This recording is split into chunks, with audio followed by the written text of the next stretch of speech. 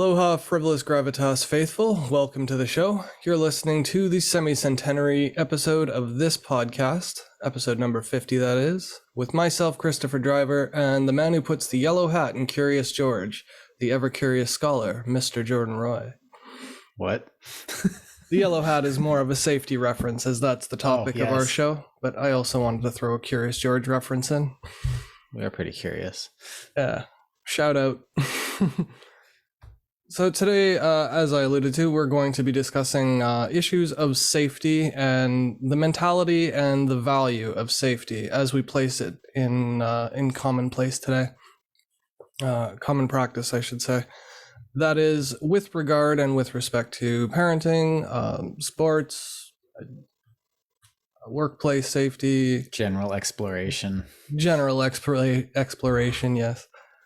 And this is something that Jordan's actually mentioned a few times on the show, his revulsion or repulsion, I'm not sure which, to the idea of, the safe method being better or the safe approach being the best approach, as opposed to the more dangerous or risky that might reap greater rewards, both intellectually speaking, as well as quality of life and vitality, yada, yada, yada. So with that, maybe I will, I'll hand the mic over to Jordan and he can give us an idea and just summarize sort of his feelings and affect towards the idea of safety in a culture that sort of clings to safety like a bed blanket or a nappy. No, that's a really good use of imagery there, because it is kind of like, no, this is the thing that keeps me safe. Your teething blanket, or oh man, I can't remember what they call it either. Blankies? No, the blankie that you keep with you as a kid. Yeah, blankie. Like, safety blanket, and makes you feel safe.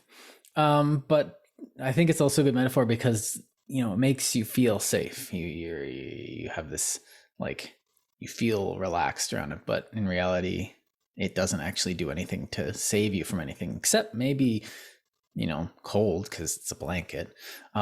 So, but it's essentially a totem, or a fetish that allows you to, not like that, that acts as kind of places a spell on you, but the spell doesn't really have any actual real world value, but does make you act as if you're safe. That's a particularly good use of imagery. Yeah. So now, just because I'm using the word safety doesn't mean I'm not saying, okay, we should always be unsafe. If you go climbing, if you go, you need the harnesses, you need proper techniques, you need to hold the rope a certain way. There's precaution and there's safety. And when they show you why, it's like, here's why we do this. Okay, yeah, because fall equals no more climbing. Or when you're driving, cars are extremely dangerous, and if you don't have a seatbelt, well, it makes sense to wear a seatbelt because of what could happen, but it doesn't actually take much away from the driving. Same with an airbag or anything like that. Now, it can get out of hand because this is a natural human. Well, let's not get out of that. Let's not go there yet. So yeah, I have taken safety as a bit of a slur because in modern days, we seem to be worried about safety more and more and more and more and more. And it's not modern as in like contemporary 21st century stuff, although it has been exacerbated. This is not a new thing. This reliance or this obsession with safety, which I've seen, and it's goes back as far as you want to go. You can see it in ancient Rome, people wanting to, save me from the barbarians, save me from this, save me from, I don't know, Pompeii or something. I don't know, not the... Well, just look at how many gods they prayed to.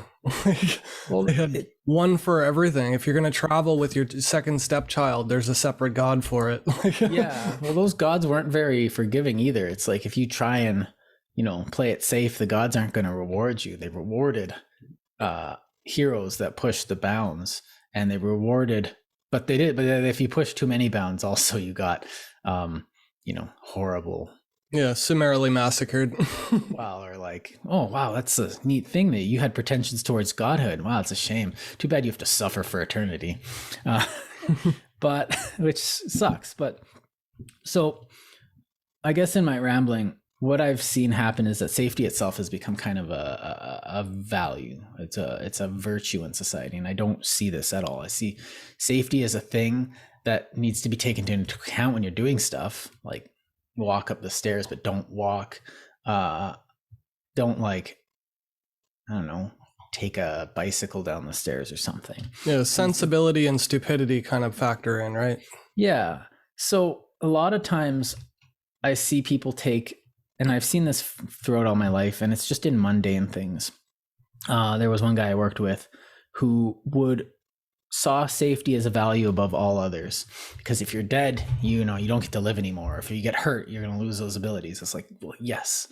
So, but what he would do is, when it was icy outside, he would be like going out to throw stuff out, and he would walk at a snail's pace, picking every step like as carefully as possible. It's like, because you never know. It's like, well, of course I never know. But he would restrict himself to such a point that it became a bit of a burden.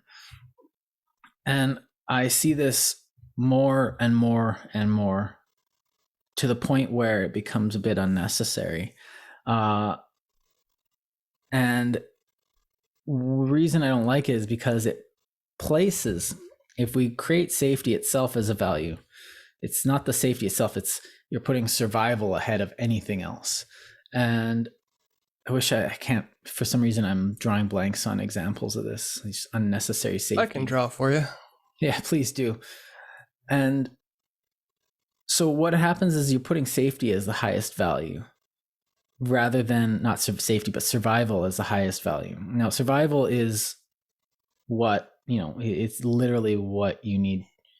It's not what you need. It's just existing for the sake of existing, which is good because you need to exist to do anything else. But existence itself requires you to actually put energy in and to work in a system where you don't know what's going to happen next. You can't predict the future in any way. So you need to be doing some element of risky behavior in order to, advance in life. We'll get it more into this, but what this means is you need to put other values up there with survival. You need to put meaning. You need to put community, family. You need to put reproduction. You need to put your synthesis with your various groups that you belong to, the country, your friend groups, all that. You need to put I don't know, just all these little things, that values that make up our life are equally as necessary as survival. In fact, sometimes we place survival very low on this. The Huns are coming over the border. Well, what do you have to do? Well, you're not going to survive. I'm sorry. But your lack of safety and disregard for safety will put the survival of others ahead of yours. And we see this now with first responders. We see this with our veterans, our police officers, paramedics. They all are putting their safety completely and 100% aside to go into an apartment. Oh, someone's got a heart attack in there. Well, someone had technical correction, not 100% aside, just a lot of it. Yeah. But someone has a heart attack in an apartment. You have to go into the apartment. You don't know what's going to be in there. It could be, the person with the heart attack could be having a heart attack, but there could be someone in there with schizophrenia that you don't know how they're going to act.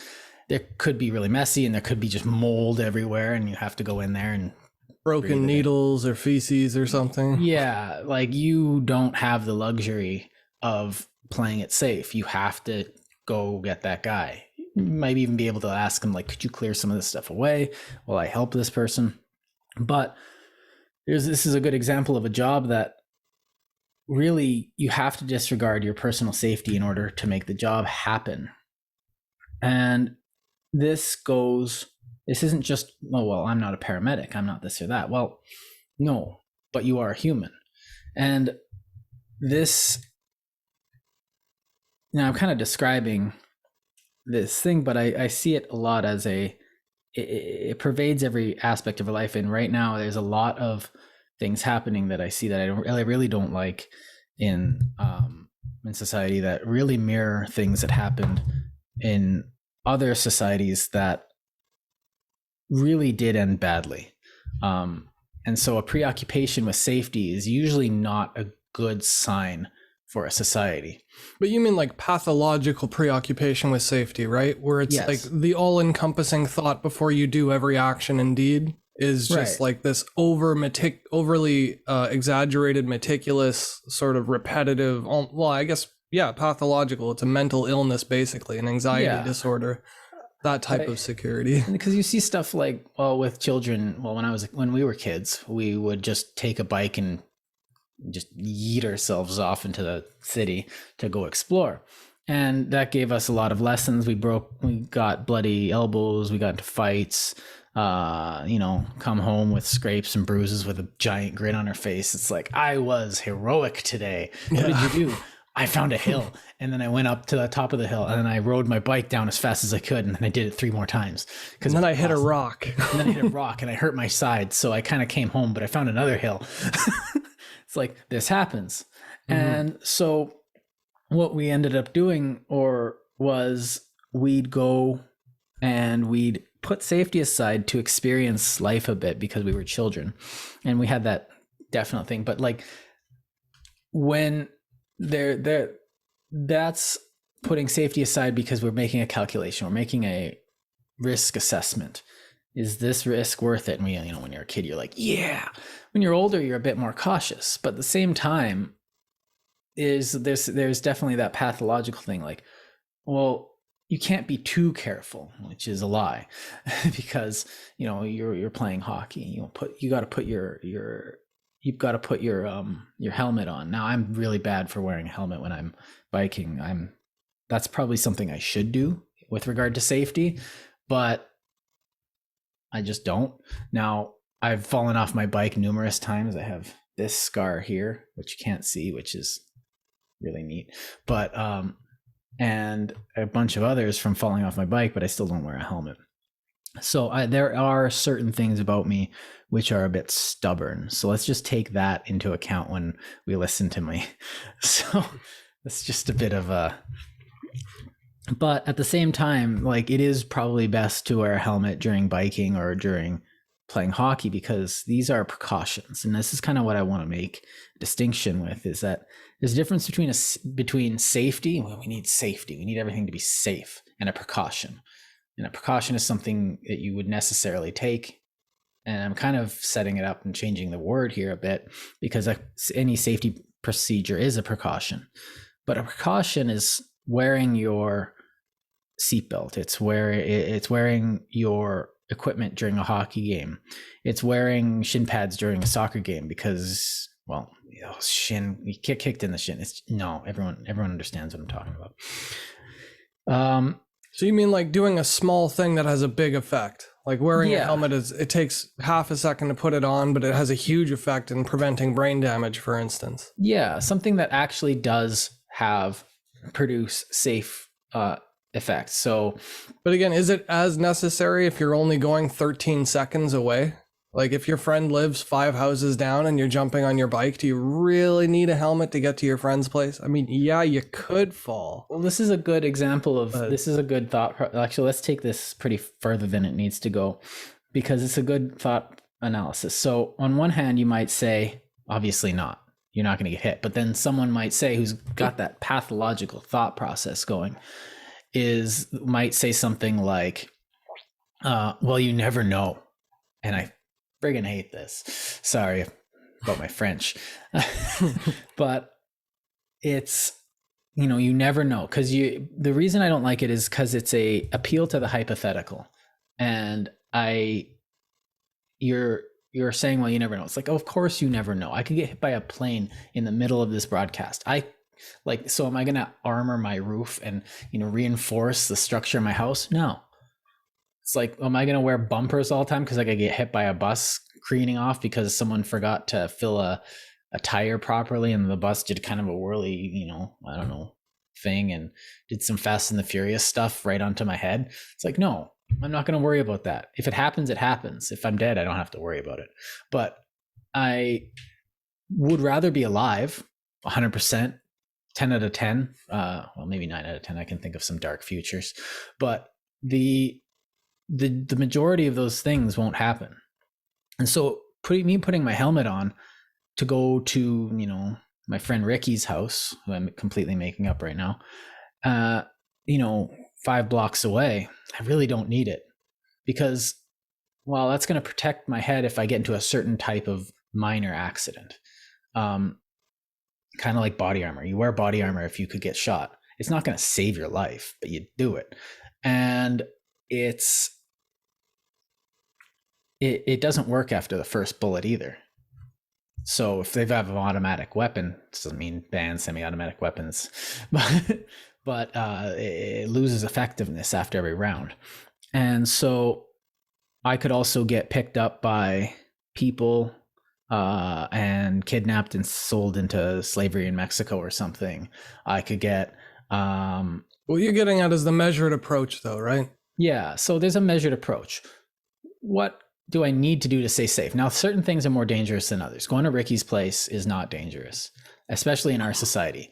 I was noting the other day that isn't it nice to live in a place where we don't have air raid siren infrastructure built into our cities? That's pretty cool.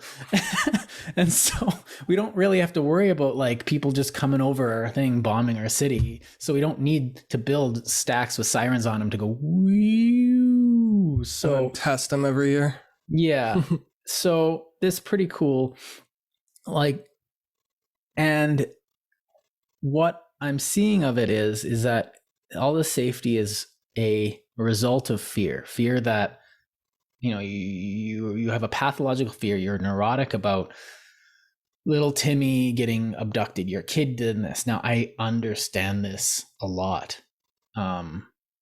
What happens if my cat goes out and get hit by a car and you get that stress? Oh, I don't want a dead cat because I love them. And so it's multiplied if you have kids by like 3 orders of magnitude. So you worry about your kids. I want my kids to have the best future they can. Well, guess what? It's pretty random. You can do your best, but a lot of what's going to happen with that kid's upbringing is going to be out of your control. And you can kind of nudge the ship, but you can't steer it. Because there's just so many inputs going into that kid, and you can't monitor them all. Like, what happens if they accidentally watch an episode of South Park or something? Oh no, they're going to start swearing and then they're going to start doing drugs and then they're going to form a gang. It's like, maybe they'll just have maybe they'll turn into amateur filmmakers and become the next Kevin Smith or something. Like, that's no idea. I'd rather them join a gang. Like Tarantino, if that's more your flavor. Yeah, that'd be better. I don't want someone cheering for the Oilers. Yeah, Kevin Smith. Yeah, sorry. He's been... I think he was a Rangers fan, wasn't he? No, he kept wearing Oilers jerseys. Oh. He's a meme anyways, so... Anyway. But I guess sort of what I was getting to is there is a gray area. Because at some point between being 5 seconds away and not needing a helmet, as is my proclivity... Mm-hmm. To biking downtown, which takes about 20 minutes, half an hour or whatever, yeah. I would say definitely have to wear a helmet, especially if you're doing it during a commute. But others might say, well, if you go to your friend's house 3 times a day and then it accumulates over all the days how much time you've been sitting on your bike, you know what I mean? Like, there are arguments that insane people make to justify their irrational beliefs of horror.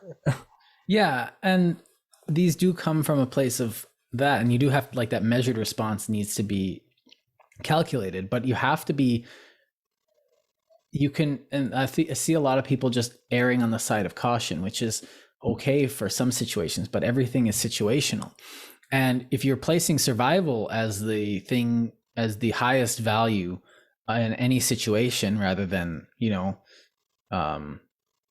grace or goodliness or meaning or friendship or Friendship is magic, people. I don't know where I heard that.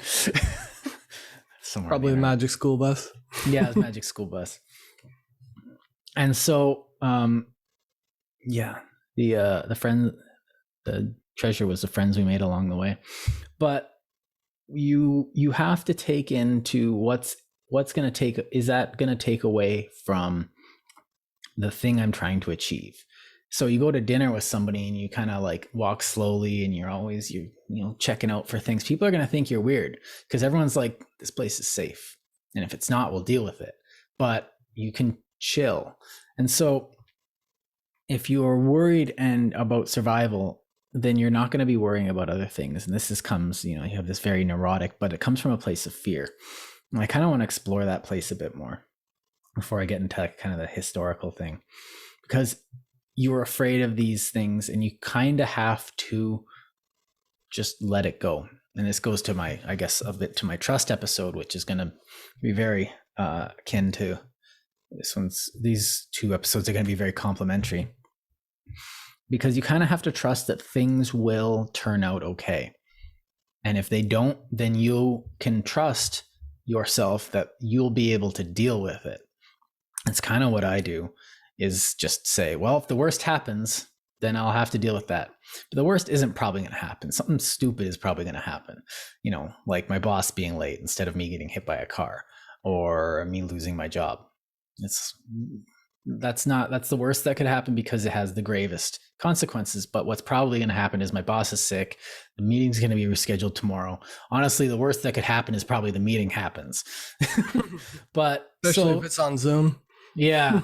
So what you want to be realistic, and a lot of time efforts on safety aren't realistic. We are going to curb carbon emissions 100% by 2030. Really? So am I not allowed to breathe?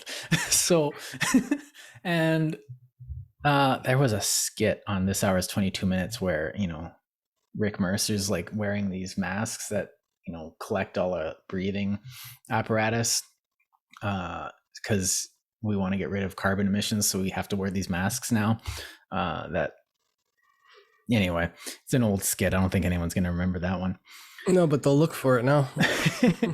So what you end up getting is that this pathological, you can't really argue against it though, which is my problem. Because if you argue against it, kids aren't allowed to play in the street. Well, kids have eyes. If they're young, like, no, I'm not going to put like, well, he doesn't know how to walk. Well, put him on the street. It'll learn how to deal with cars. Okay. That's not you didn't do a good calculation in your head there, because, you know, kids can't run out of someone crawling can't run out of the way of a Ford F-150 But practically speaking, as a person who was once a kid, when I saw a car and I was playing in the streets, we moved. Yeah. Well, that's and why you make a sound so that everybody else moves too, in case they didn't hear it. And if somebody yells car, you just move, whether you see the car or not. Yeah. There are certain things kids can be trusted with, and like not getting hit by stuff, they hate getting hit by stuff. They move. Yeah. And so you tell them, it's just like someone has to watch out for a car. And if they say, they're probably going to say something more like, yeah, obviously. Because, yeah, exactly. The kid will look at you like, are you an idiot? Like, it's not even a safety issue. It's just common sense. Right. And so if I say, well, no, kids shouldn't, they say, well, kids could get hit by a car. And they say like, well, if you're against it, you must be for kids getting hit by cars. It's like, well, I can't argue against that. There's either, if I argue against it, either I'm being reckless or callous or immoral. And so I can't argue against that. And so what happens is you get kids having to wear full combat gear to play hockey on the street when on a not busy street, or they're not allowed to leave their lawns, or they're not allowed to play in their front lawns. I don't know what's going on with these now, but well, because the ball could roll on the street and then they get hit by a car because blah, blah, blah. It's like, well, yeah, they could also get cancer, but that doesn't mean I'm going to stop their life. And so now I sound like I'm being callous, but what I'm actually arguing for is anti-fragility. And to some extent, this sounds like an argument from the right saying, well, you know, kids need to be beaten up constantly in order to gain a calloused skin. It's like, no, I'm not arguing that. You just gotta rub them with sandpaper a little bit. That's all. Yeah. Oh, you got a cut? That's not a cut. This is a cut sandpaper. It's like, oh, Dad. I meant metaphorically. You don't want to hurt them by injuring them, but you just rub them with sandpaper so they know like what hurt feels like, and they don't want to get hurt anymore. When you kind of have to let your kids get bloody noses, and then when they get it, it's like, what can you? Well, oh no, they got a bloody nose, and that's the response you don't want in you. Well, you don't want your kid to be hurt, but you kind of. You kind of do though, yeah. Because then they're like, okay, how are we going to treat this? And you can do the thing where you put a Band-Aid on, and then just or you can get them to put their own Band-Aid on and get them to sanitize their wound, and then they're like, now go show your mom what you did. Mom, look, I treated my own cut. And kiss it better. When you're 6, you want your mom to kiss it better. But there's a point where your quality of life is being affected by this like insurance of safety, and the premium you're paying is the life that you're trying to preserve. So like in trying to extend your life, well, what's the point of having a long life? Well, it's quality of life. Well, if you're minimizing the quality of your life, then you're basically putting yourself in jail for no reason. Yeah, like I can guarantee you live forever, but you can't leave this room, or you have to stand and you can't use your feet or something. It's just like gone. Okay, that doesn't mean I'm suicidal. Internet, am I even allowed to use that word on YouTube? Whatever. It's safety. So well, that censorship does get into this, but hugely, yeah. But this comes up now we can definitely get into censorship with my next point, is that this has happened in history. We've taken ourselves as humanity and become absolutely and utterly neurotic about it and just ran with it and made it a policy. And this has happened multiple times in history. Save me from the barbarians, or save me from this. And we can see this in the most obvious example is Nazi Germany, where safety was the name of the game.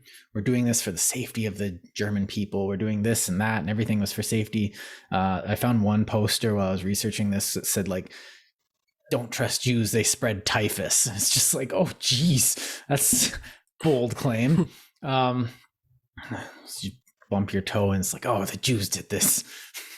It's so stupid, it's funny. But the Jews spread typhus, and the capitalists do this. The Soviet Union was, if you read Gulag Archipelago, he brings up that a lot of the stuff that he was subjected to were for his own safety, and so for the safety of the people of the Soviet Union, and blah blah blah. And that's what China's doing with their surveillance state right now, where they're logging everybody's activities and their credit worthiness, and whether they're good, upstanding communist party citizens. The social credit system is a definite.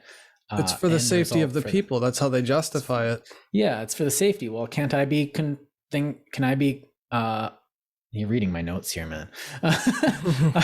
Sorry. But can't I be in charge of my own safety? And the answer from China is no, you can't be, because the government is treating you like a child over there. That's paternal government at its worst. And so they're saying, well, for your own safety, you're being tear gassed. For your own safety, no masks allowed during the protest. That's not a COVID thing. That's a Hong Kong thing. You see they got headbands on the kids now to make sure they're paying attention, and then they log the kids when they like lose attention, and then they pay special focus to them and stuff. Like, it's insane how intrusive their methods are.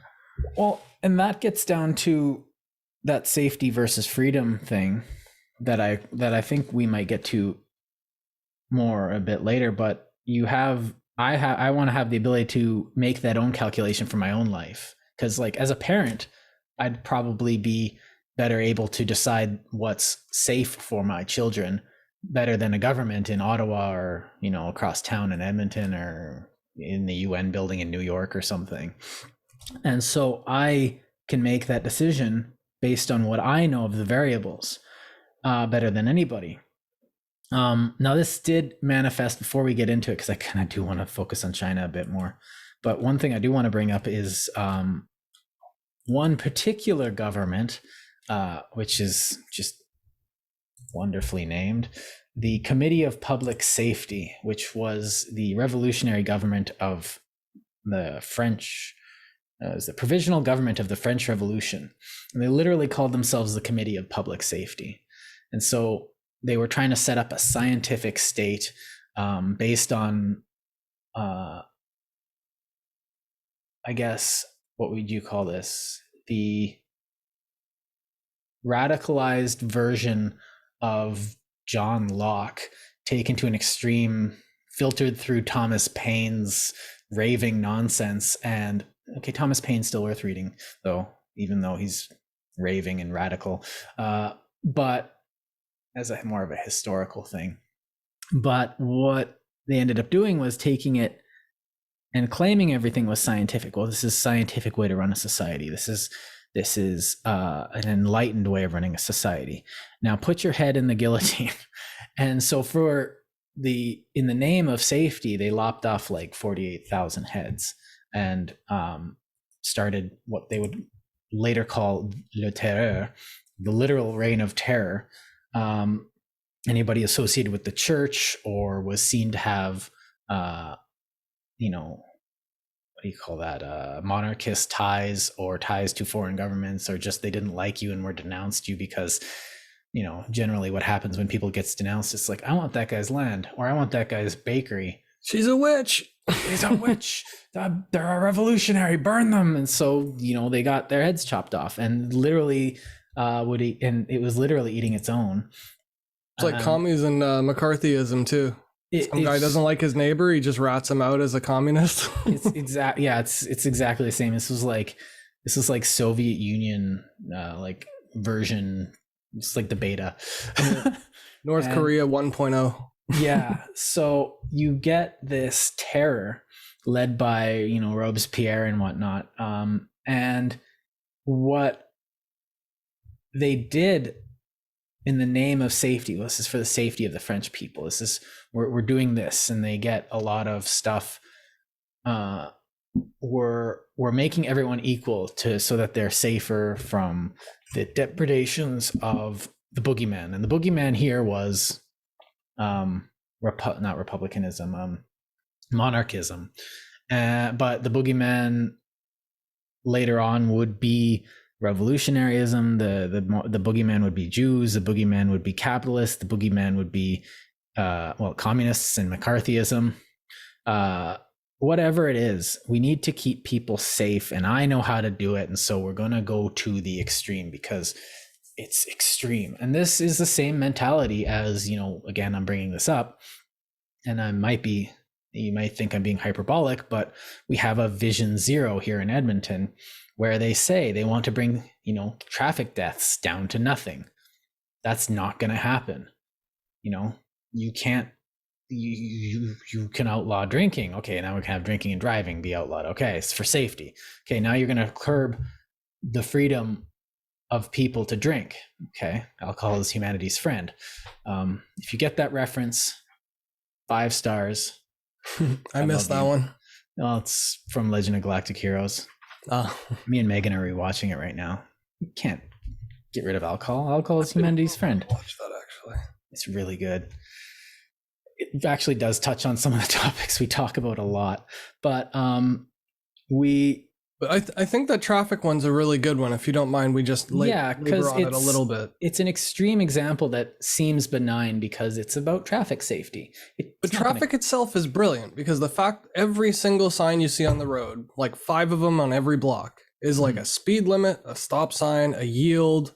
There's lane lines, like all of these rules are in place to prevent car accidents. So there is a very real danger of, there's a real threat that they're trying to curb here. And sometimes I do like them. The signage in Edmonton is absolutely atrocious. I have no idea where I am half the time. So I need to memorize it. And so it's be like, turn left. And it's like, there hasn't been a left turn for 5 kilometers.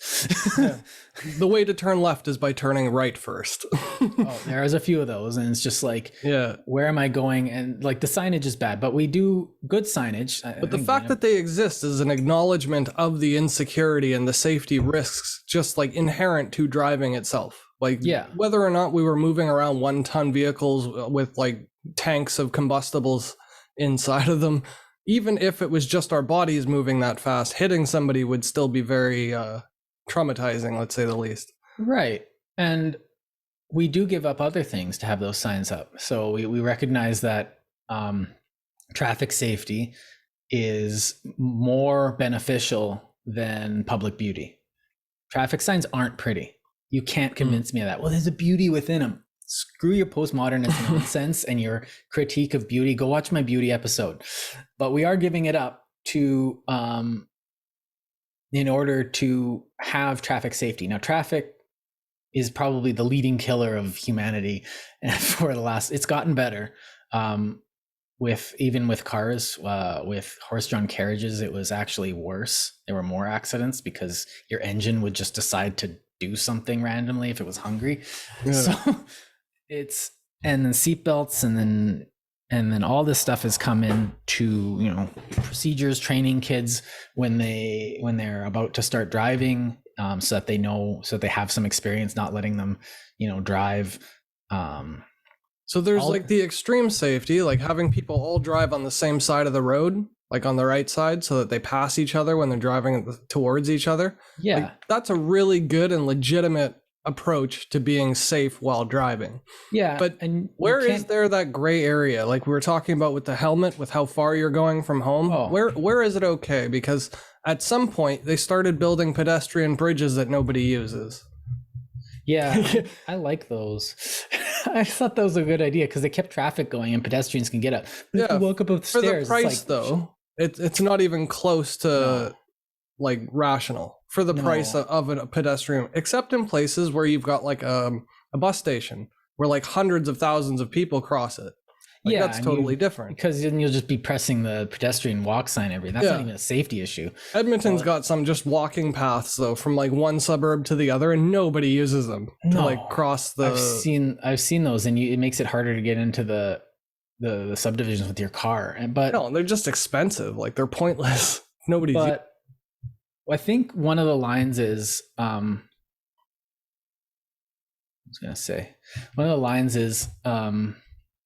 We can actually do a study, and this is kind of where the freedom thing actually comes in.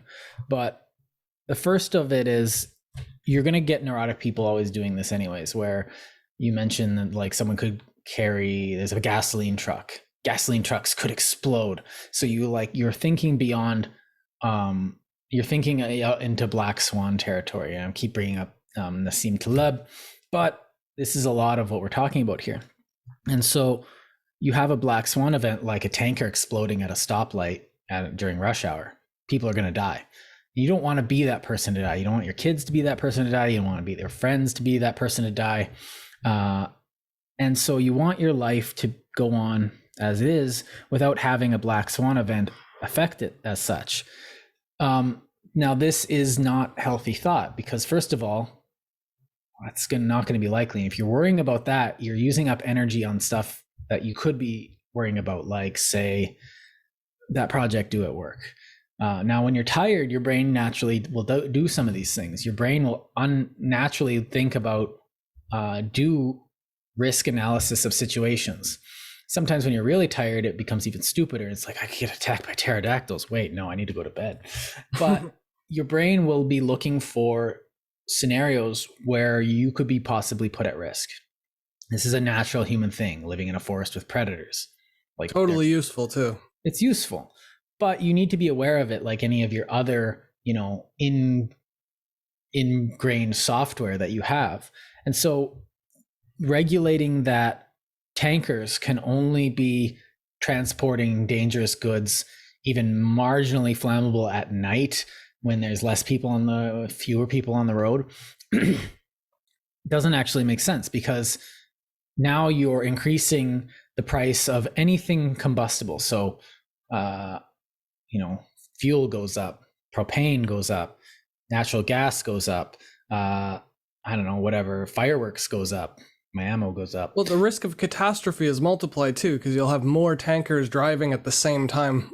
Right. You don't think about what your changes would create, because every change creates different variables for you to do. Like you put on a helmet, that helmet could strangle you, but there's a low chance of it. There's such a low chance of it and there's a higher chance of your head hitting the pavement. Therefore, helmet.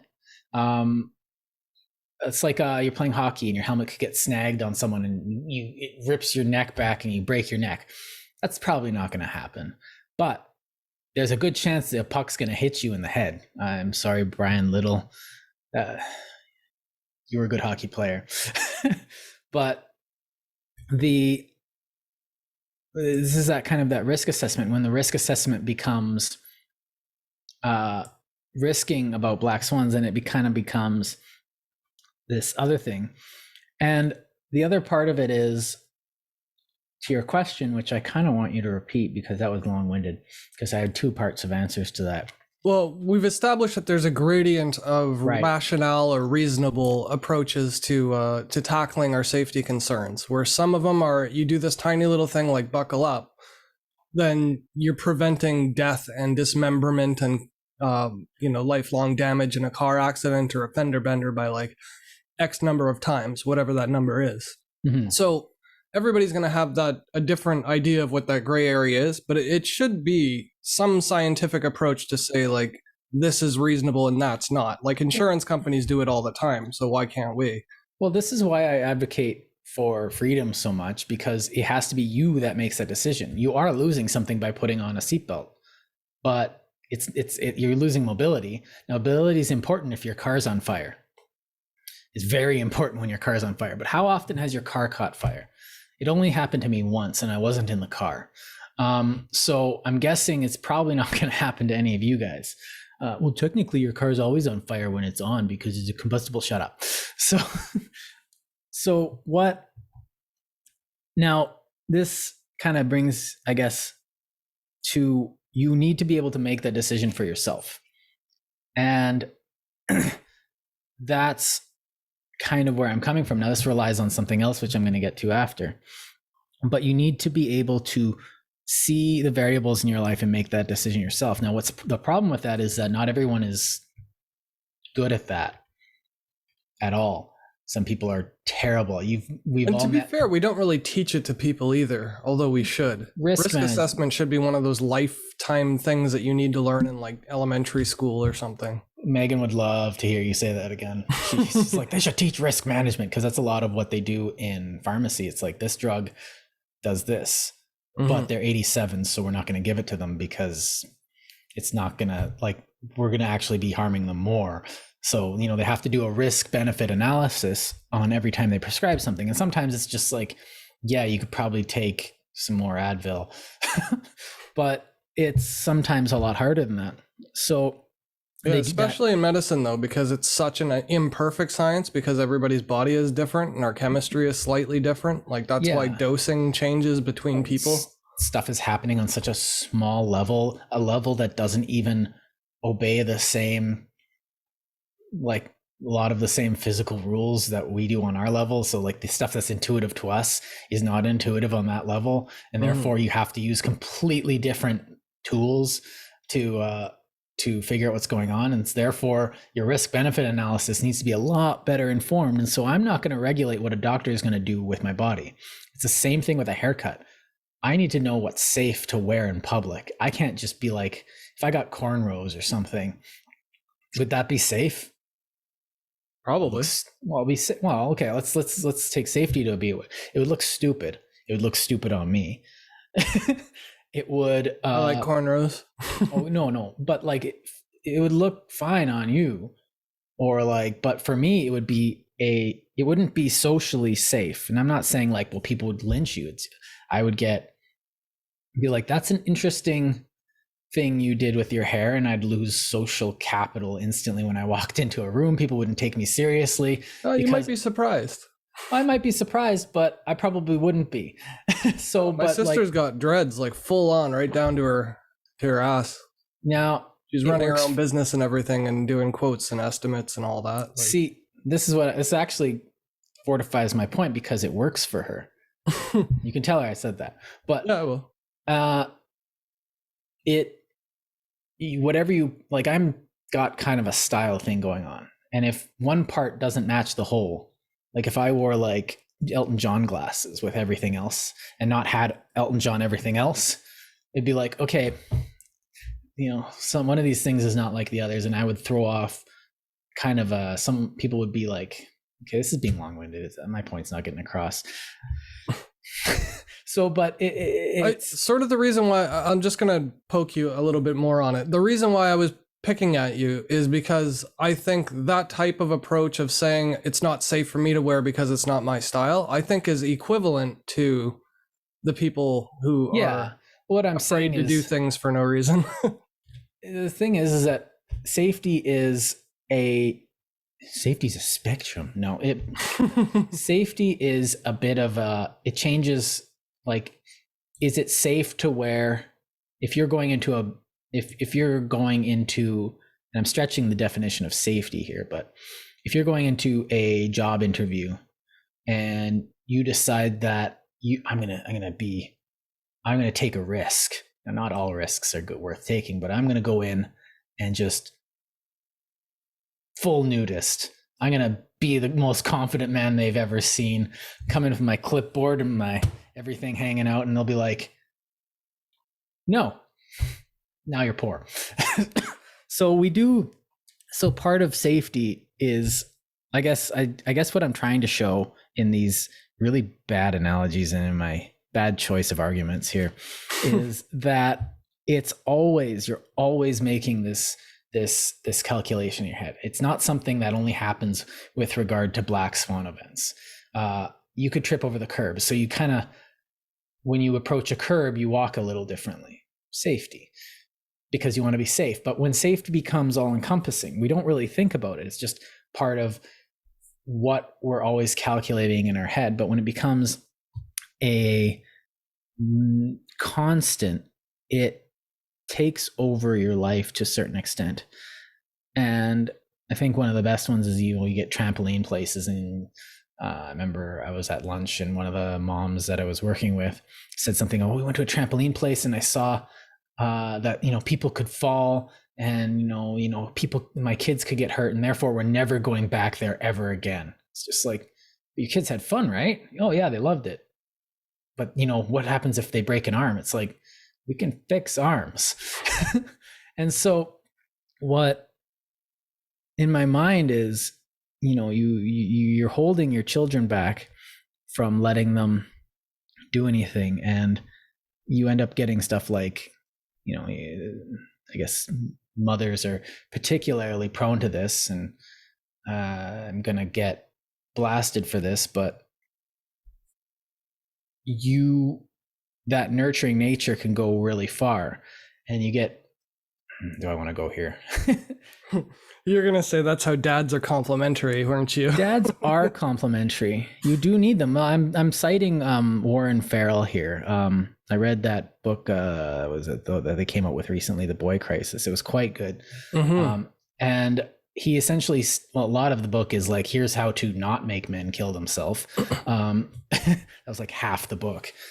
Because suicide is a major risk with men. Just for the listeners, I meant, not for you. Yeah, and in my household, it's going to be doubly so for me to necessitate the safety of that message, because there's firearms here, there's knives in the kitchen, but that book was great at articulating the fact that, like, the way dads play with their kids, and I'm not saying all men, I'm just saying in this book, the way it was portrayed is that the dads are showing a safe place to get hurt and how to respond to an injury, as well as, playing more safely, even if you're roughhousing and wrestling and stuff like that. Well, and I do see this even with my wife. I'll come up with my wife will be like, "Oh, something needs to be done about these people." And I'll be like, "No, they need to deal with the bed that they slept in." And they'll be like, "Well, it's so callous." It's like, you realize that both of us are right? We're both arguing from a position that's correct and complementary, because part of that is you need the soft and the hard to come together. It's like a yin and a yang thing, man. Except it is a yin and a yang thing. Yeah, that's why marriage works. That's why kids are more successful, like evolutionarily speaking, when parents stay together. So you kind of need, now the mother's job is to nurture, to raise, and to do a whole bunch of stuff. And the father's job is to fling the kid into the ball pit and to teach them discrete skills. Here's and bad jokes. Yeah, bad. Oh, yeah. Here's something you need to get this in your notebook for when you have a kid. No, but mowing the lawn. You're a meter away from something that could like destroy, like wreck your entire day. This is flinging blade. But one of the things my dad's taught me, I had numerous fathers and now I have another one, ever since, was mowing the lawn. I hated mowing the lawn. It was tedious and loud and annoying. And mosquito, yeah. But it was very dangerous because what happens, I'm little, I barely come up to the thing and I'm pushing it like this, and I could like fall and it could back up over my head on an incline, and that's a worry. But if once you mow the lawn, you get something greater, this sense of accomplishment. Look at this lawn, look at what you did against all odds, against those black swan events that could have happened, but you made something happen. And now, because you've encountered safety, you did something interesting and you did something good. And when I was young, another thing I did was gymnastics, which, everyone's like, ooh, gymnastics. But gymnastics is not a safe sport at all. And you actually have to actively fight against some of your safety instincts. Even my stunted safety instincts were tested, because I remember, you have to walk up, you have to climb up, use all your energy to get up to the ceiling, and it's just like warehouse ceiling. So those girders that are at the top like that and like that. Mm-hmm. And so you have to hang on to it, ring the bell, because there's a bell up there to tell the coach when you actually got up there. So you can't just be like a foot below, just go like, I made it, I'm coming down now. No, you have to reach up and ring the bell. And so I'd ring the bell, and then they take the rope away. And then they say, well, get down. And you're like, how do I get down? The only way to get down is let go and fall a certain way onto the mats that are directly underneath you. And so what they did was I had to let go, fall 60 feet onto my back, and then that sounds like so much fun. It was. I was told that I almost killed myself. Like terrifying, but fun. Oh yeah, but you wouldn't be able to do gymnastics without having overcome that fear. And part of it is, you have to maintain a certain like starfish with your legs, that you can't like fall like this with your limbs up, and they have to be somewhat to the side, so that, because you want to spread out the impact, right? Right. And you don't want to land on the back of your head, because you'll break your neck. You don't want to land on anything else. You want to land right in the center of your back, because then if you spread it out, but then it goes straight into the thick mats that you're falling on. Even a thick mat can kill you. It's like talk to a diver about how hard water is if you hit it wrong. Yeah. So we do all these things, I guess this is that quote, which I kept thinking of, is not because they are easy, but because they are hard, but because there's that element of danger. Because that if you're handed something, it's not worth anything.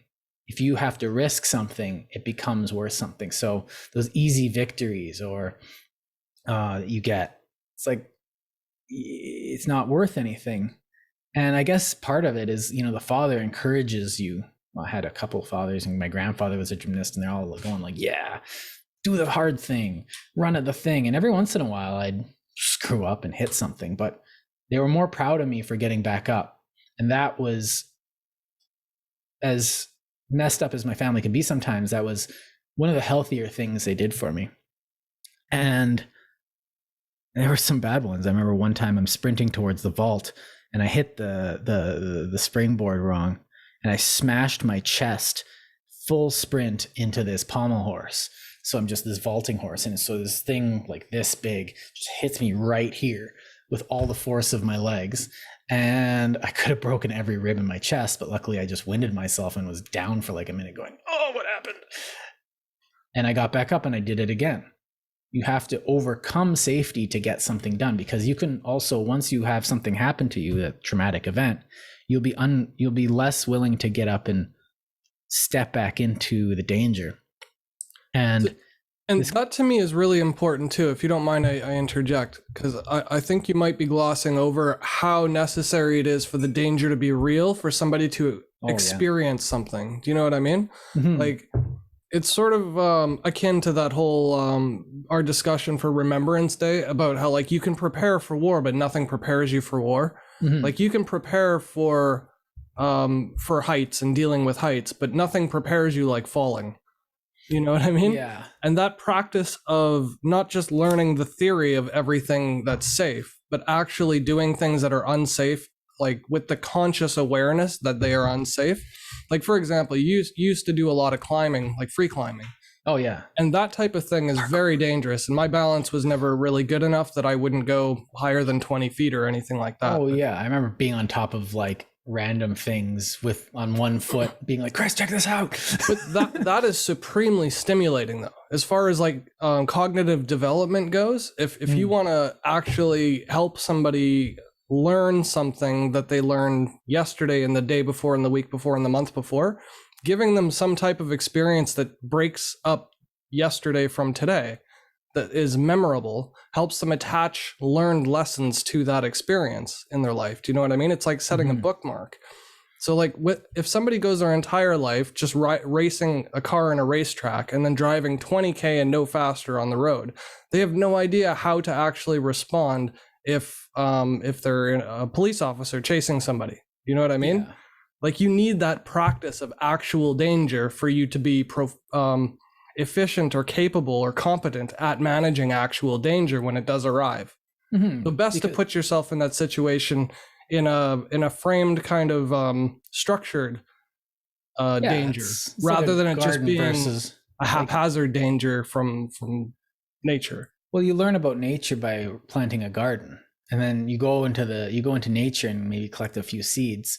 Then you plant a garden to see what it is like in isolation. It's a weird example, parable, I guess, but or allegory or other analogy. Let's just analogy. Thank you. I was just gonna keep going until I hit it. That was pretty good, though. I was impressed. But you don't learn how a forest works by taking it out, but you can learn how some of the forest works in a garden. Oh, this is how this plant grows. That makes sense because I saw it with these kinds of trees and this blah, blah, blah. It's the same with us. You can't know how you're going to react because, well, especially with war, a lot of things that the theorists always will talk about, a lot of the people who were actually there say, well, you can't really know how you're going to react. And you have to know how your body will react to, say, getting rear-ended or driving at 150 kilometers an hour. And if you're too scared to do it, you'll never adapt to it. But you have to know your response. Oh, this is me being this. And you have to, learn to live with it.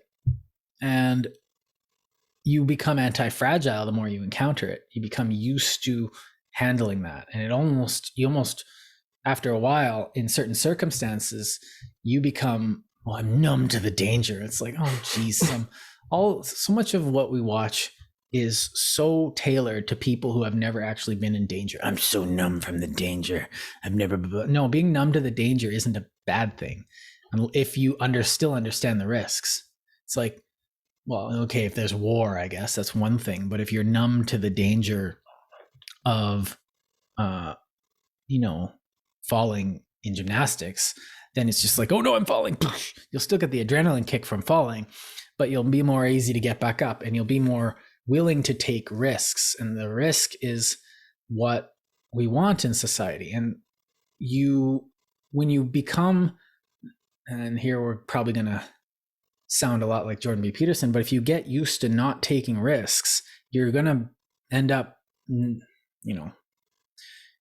being really, you're not going to get far.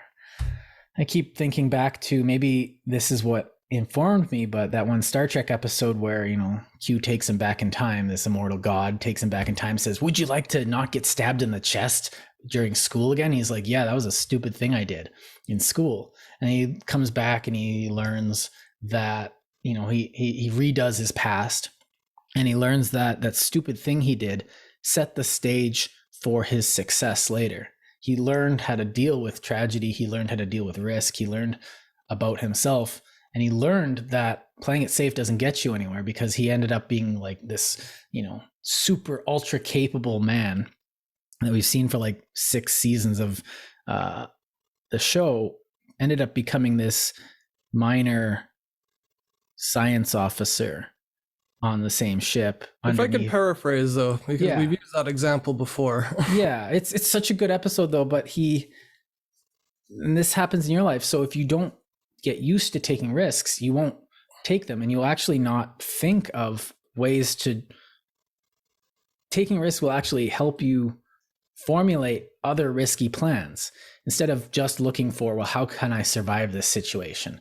And then how can I thrive in this situation? You have that old Simpsons quote, which pertains to that Chinese fable, which says crisis-opportunity. Every crisis is an opportunity. If you're playing it safe, you won't take or even see that opportunity, and you won't be inclined to just jump into it. And so I think resiliency is really important in that too, though. Like what we're doing as the thing that makes us so prolific as a species is our adaptability. And if you build yourself to be resilient to change, that makes you adaptive, like by definition. So when you don't practice risk taking in safer, like managed or intentionally provoked cases, like setting yourself up to hang from the thing and then having a rope pulled off from you. Yeah. Those types of things actually condition you to be more resilient and therefore better adapted to life. Like it's actually good for us. That's my contention. Like they're putting myself in situations that I can control where, if I don't control it well, I could die or get severely hurt. But you can, and it's too late to practice when you're gonna die on the first try. Right. And so you might as well get strong. And so that when you because there might be some time in your life where you will have to be strong. And it could be something really stupid like, oh no, you've got a kid. Now you have to be strong for the rest of your life. But you don't want to put yourself in stupid situations like playing Russian roulette. That's dumb. That's just like, well, no, but it's not a safety issue. This is not a safety issue. This is a you need help issue from a psychiatrist. It's like you're intentionally putting yourself in too much risk, and that is usually that's and for no benefit. You gain nothing from surviving a game of Russian roulette. Yeah, well, unless you really have nothing to lose and you gain a lot of money. I don't know. It's dumb. No, that's not a risk I'm willing to take, because now what I'm being cast as, and this episode will make me look like, is someone who is playing Russian roulette with my life. And that's not it at all. I see that as a mental, someone who needs psychological help, but I'm not jaded. I'm not unhappy. You're just trying to kill yourself. It's like, no, I'm actually living quite a charmed life. Thank you very much. And, I'm grateful for it every day. But there's a difference between taking risks and being suicidal. And I do value life. That doesn't, just because I like risks doesn't mean I don't value life. Well, what happens, what happens when there's a tragedy? Well, it's tragic. But it's also not my responsibility to manage the safety of others. And I think I keep getting into that, but I want to get into that later. What I want to make the point is, I keep threatening to get onto institutional safety, but it's, I guess, sorry about this. You guys love hearing me go, I'm sure. So one of the things that ends up doing when you become adverse to risk, physical risk, but there's also mental risk that a lot of people don't really pay attention to much. And I remember seeing this in my university degree, is I was willing to just go and play Russian roulette with my ideas. I'd go into class and argue stuff that would not make me friends. I wouldn't say stuff like, racist stuff, but I would say, stuff that other people thought was racist. You just challenge ideas. I would challenge ideas in a way with ideas that people wouldn't like or think that would make them uncomfortable, because I didn't care about being uncomfortable in class, because I knew class would be over.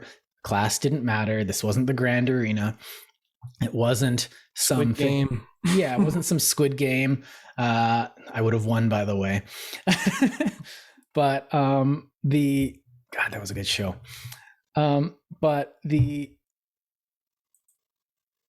people became, I noticed that people were just saying what they could to get to the end of class without making any waves in the thing. And I was sitting there in the pool going whoosh, whoosh, whoosh, whoosh, because I knew that there was nothing for me to lose survival wise or safety wise. Safety was not uncomfortable. It's just uncomfortable. There was no reason for me in a seminar to play it safe at all. Like, I would lose nothing. Oh no, the faculty might talk to me or something about having strange opinions. It's like, now they're going to be, well, I'm going to walk in and make them feel uncomfortable because I'm going to talk about how, I didn't feel like there was anything that they could do to me that would keep me from maybe making a industrialist argument during an echo seminar or something. Now, I'm a tree hugger, everyone knows that, but I'd still argue it's like, we need to burn more coal because someone could argue it, or I could argue in favor of patriotism during a analysis of Canadian history, and people just didn't like it because they wanted to all do what made everyone else in the class feel safe and comfortable and unchallenged and untriggered. Yeah. And so I'm talking about sorry for some of my more Christian audiences, I would bring up masturbation in class. Well, why? Well, because it's part of history.